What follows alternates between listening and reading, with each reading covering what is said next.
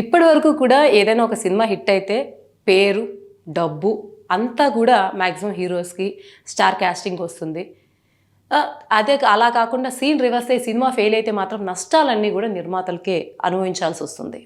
అంటే డిస్ట్రిబ్యూటర్ల పరంగా కావచ్చు, ఎగ్జిబిటర్ల పరంగా కావచ్చు, ఓవరాల్గా సినిమా ఫెయిల్ అయితే అటు హీరోలు, ఇటు హీరోయిన్లు, స్టార్ క్యాస్టింగ్ అందరూ కూడా తమ రెమ్యూనరేషన్స్ ముందే ఫిక్స్ చేసుకుంటున్నారు కాబట్టి తీసుకుంటున్నారు. ఇంకా చెప్పాలంటే సినిమా బడ్జెట్లో 50-60% వాళ్ళ రెమ్యూనరేషన్స్ వెళ్ళిపోతున్నాయి. తర్వాత లాభ నష్టాలతో వాళ్ళకి సంబంధం ఉండట్లేదు. నష్టం ఉంటే ఆ సినిమా ప్రొడ్యూసర్ ఎవరైతే ఉంటారో ఇంకో సినిమా తీసే ధైర్యం కూడా చేయట్లేదు. ఆ 1-2 సినిమాలతోనే అప్పుల్లో కూరుకుపోతున్నటువంటి నిర్మాతలు ఎంతోమంది. సో ఈ సమస్యలకి పరిష్కారం తీసుకురావాలని, అలాగే ఇటువంటిది రిపీట్ కాకూడదని తమిళ్ ఫిలిం ప్రొడ్యూసర్స్ అసోసియేషన్ అయితే ఒక సంచలనాత్మక నిర్ణయం అయితే తీసుకుంది. ఈ ఆదివారం జరిగినటువంటి జనరల్ బాడీ మీటింగ్లో తమిళ్ ఫిలిం ప్రొడ్యూసర్స్ అందరూ కూడా ఒక నిర్ణయం తీసుకున్నారు. అదేంటంటే ఇక నుంచి మొత్తం రెవెన్యూ షేరింగ్ మోడల్లో చేయాలి. అంటే ఇప్పటి వరకు కూడా ఏదైనా సినిమా తీస్తే ముందే హీరోకి, హీరోయిన్కి, పలానా క్యాస్టింగ్కి ఇంత అని చెప్పేసి రెమ్యూనరేషన్ ఫిక్స్ చేస్తారు. సో ఇక నుంచి అది ఉండదు. సినిమా రిలీజ్ అయిన తర్వాత అది హిట్ అయితే వాళ్ళ రెమ్యూనరేషన్లు పెరుగుతాయి. ఫ్లాప్ అయితే రెమ్యూనరేషన్ పక్కన పెడితే నష్టాలు కూడా వాళ్ళు భరించాల్సి ఉంటుంది. నెక్స్ట్ ఇంకొకటి ఓటీటీ విండో విషయానికి వస్తే పెద్ద సినిమాలకైతే 8 వారాల వరకు ఓటీటీలో రిలీజ్ చేయకూడదు.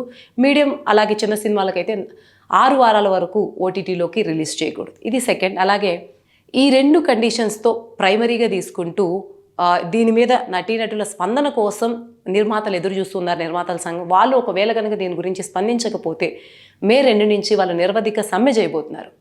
సో ఓవరాల్గా చూస్తే ఈ నిర్ణయాన్ని చూస్తే ఒక మంచి నిర్ణయంగా చెప్పుకోవచ్చు. ఎందుకంటే ఇప్పటి వరకు కూడా సినిమాలన్నీ కూడా స్టార్ల కోసం కథలు రాయడము, స్టార్లు కూడా తాము ఉన్నాము కాబట్టి కొంత కథలో తాము ఇంటర్ఫియర్ అవ్వడము, ఒక మంచి కథను తీసుకురావాలన్న ప్రయత్నం కన్నా కేవలం మార్కెట్ని క్యాప్చర్ చేయాలి, ఎలాగో దీనికి అమలు చేయాలి, ముందు రోజు పెంచిన టికెట్ల ద్వారాను ఎలాగో వసూలు చేసుకోవాలనేటువంటి దృక్పథం మొత్తం సినిమా అట్మాస్ఫియర్లో కనిపిస్తూ ఉండేది. ఈ నిర్ణయం రావడం వల్ల మంచి కథల మీద వర్క్ చేయడము, ఒకవేళ ఈ సినిమాలో నష్టం వస్తే మనం కూడా బాధ్యత పడాలి కాబట్టి, మనం కూడా అనుభవించాల్సి ఉంటుంది కాబట్టి అని అందుకు కొంచెం కేర్ఫుల్గా ఉండే అవకాశము, సినిమా మొత్తాల్లో కూడా స్టార్ ఇమేజ్ కన్నా కథలకి ఇచ్చేటువంటి ప్రాధాన్యత పెరిగే అవకాశం ఉంది, మంచి కంటెంట్ వచ్చే అవకాశం ఉంది. కానీ ఇక్కడ కొన్ని సమస్యలు ఉన్నాయి.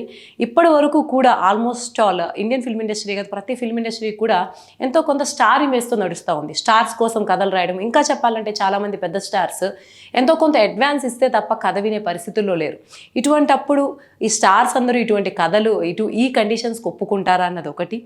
వీరు నిరవధిక సమ్మె చేస్తే పెద్ద స్టార్స్ వాళ్ళని పక్కన పెడితే ఎవరైతే చిన్నగా సినిమా కార్మికులు ఉంటారో 24 క్రాఫ్ట్స్ రిమైనింగ్ వాళ్ళందరూ కూడా ఇబ్బంది పడాల్సి వస్తుంది. అంతకాలం వేతనాలు లేకుండా ఉండడం, ఇది ఎప్పటికీ అసలు నిజంగా దీనికి ఎవరు ఒప్పుకుంటారు అన్నది ఇంకొకటి నిర్మాతలకి ఈ యాక్టర్స్కి మధ్య నమ్మకం, ట్రస్ట్ ఫ్యాక్టర్ ఎంతవరకు ఉంది.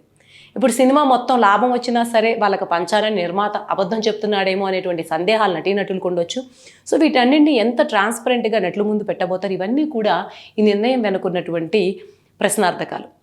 మరి ఇంత సంచలనాత్మకమైన నిర్ణయం తీసుకున్నప్పుడు దీన్ని ఎలా అమలు చేయబోతున్నారు, దీనికి ఎటువంటి ట్రాన్స్పరెన్సీ ఉంటుంది, దీన్ని ఎట్లా చేయబోతున్నారు అన్నది చిన్న విషయం కాదు, కోట్లలో వ్యవహారం. అందులోనూ అంత కష్టపడి స్టార్ హీరోస్తో గనక ఈ సినిమా తీయాలంటే 4 ఏళ్ళు 5 ఏళ్ళు వాళ్ళు కష్టపడి ఒక సినిమాకి ఇచ్చినాక అది ఫెయిల్ అయితే దాంతో వాళ్ళ కెరీర్, స్టార్ హీరోస్ ఆల్మోస్ట్ వాళ్ళు ఫేడ్ అయిపోతారు. దాంతోపాటు వాళ్ళకి రెవెన్యూ రాదు, దాంతోపాటు నష్టాలు భరించాలి. సో పెద్ద హీరోలు కాబట్టి ఎంతో కొంత అఫోర్డబుల్ పొజిషన్లో ఉంటారు, చేయొచ్చేమో. మరి చిన్న హీరోలు అలాగే అప్పుడే కొత్తగా ఎంటర్ అయ్యే వాళ్ళకైతే ఒకవేళ సినిమా హిట్ అయితే పర్వాలేదు, నష్టమైతే మాత్రం వాళ్ళు భరించలేని పొజిషను. ఇంకో పక్క వాళ్ళ సినిమాని ఇంకో కొత్త సినిమాలు నటించాలని ఉత్సాహం కూడా ఉండకపోవచ్చు. సో ఓవరాల్గా చూస్తే ఇది మంచి నిర్ణయం అయినప్పటికీ దీన్ని ఎంతవరకు ఆచరణాత్మకంలో ప్రాక్టికల్గా చేయగలుగుతారు, ఎంత ట్రాన్స్పరెంట్గా చేయగలుగుతారు అన్నది ఇప్పుడున్న సవాలు. సో ఏదేమైనప్పటికీ మే 2 నుంచి తమిళనాడులో అసలైన సినిమా మొదలు కాబోతుంది. ప్రొడ్యూసర్స్ తగ్గుతారా, ప్రొడ్యూసర్స్ నిర్ణయాలకు వాళ్ళు ఒప్పుకుంటారా, ఏం జరుగుతుందో వేచి చూడాల్సిందే.